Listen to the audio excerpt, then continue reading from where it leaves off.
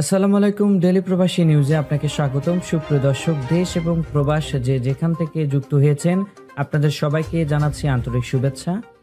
সুপ্রিয় দর্শক, আজকের খবরে আলোচনা থাকছে সৌদিতে চালু হলো বিশ্বের দীর্ঘতম চালকবিহীন ট্রেন রিয়াদ মেট্রো। জানিয়ে দেব এই খবরটি সম্পর্কে বিস্তারিত সংবাদ। পুরো ভিডিওটি দেখে বিস্তারিত জেনে নেবার অনুরোধ থাকলো। সৌদি আরবের রাজধানী রিয়াদে বিশ্বের দীর্ঘতম চালকবিহীন ট্রেন রিয়াদ মেট্রো এখন পুরোপুরি চালু হয়েছে। রবিবার 5 জানুয়ারি ভোর 6টা থেকে ট্রেনটি যাত্রা শুরু করেছে বলে জানিয়েছে royal commission for Riyadh city RCRC।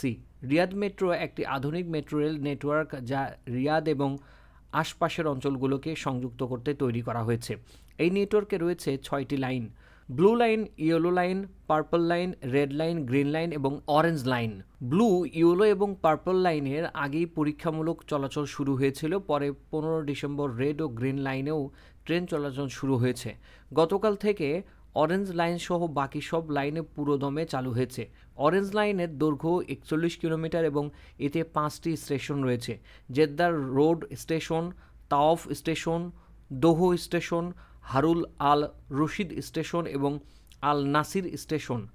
Riyadh metro বিশ্বের দীর্ঘতম চালকবিহীন ট্রেন এবং এটি মধ্যপ্রাচ্যের বৃহত্তম মেট্রো নেটওয়ার্ক।